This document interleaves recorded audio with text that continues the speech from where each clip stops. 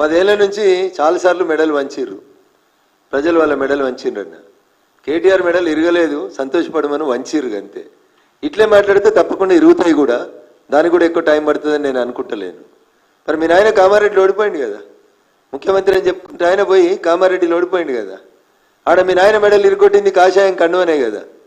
ఎందుకు మర్చిపోతారు, ఎందుకు మాట్లాడతారు ఇట్లాంటి అహంకారపూరితమైనటువంటి మాటలు? ఇంకో మాట ఏదో స్క్రోలింగ్ వస్తుంది, 93 కులాలను ఏకం చేసిండు మా జ్ఞానేశ్వర్ అన్న. ఏం గౌరవించింది మీ పార్టీ? బీసీలకు ఏమిచ్చింది? 2-3 మంత్రి పదవులు ఇవ్వని మీరు బీసీల గురించి మాట్లాడతారా? 55% ఉన్న బీసీలను గౌరవించింది మేము.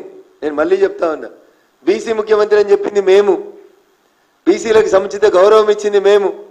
ఊరంతా ఎందుకన్నా మెదక్ పార్లమెంట్ చెప్తా, 3 ముదిరాజ్ సోదరులకు ఇచ్చిన నా పక్కనే ఉన్నాడు, మా మెదక్కి వెళ్ళి పోటీ చేసిన ఎమ్మెల్యే అభ్యర్థి విజయ్ కుమార్ ముదిరాజ్.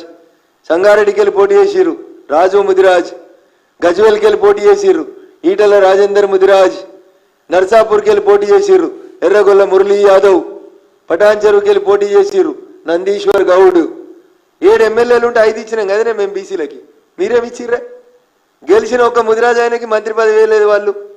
ఈటల రాజేందర్ని తీసేసినాక మంత్రి పదవి ఇస్తా అని కేసీఆర్ కూడా ఒక ముదిరాజుకు మంత్రి పదవి ఇవ్వలే. వీళ్ళు వచ్చి ఇవ్వలేదో చెప్తే ఎట్లా చేయండి?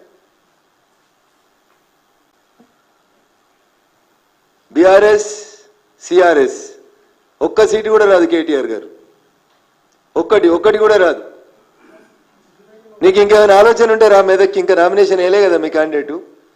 నువ్వు ముఖ్యమంత్రిని అడిగినావు కదా మల్కాజ్గిరికి రా నేను పోటీ చేస్తాను, నేను నిన్ను అడుగుతున్నా. లేకపోతే నువ్వు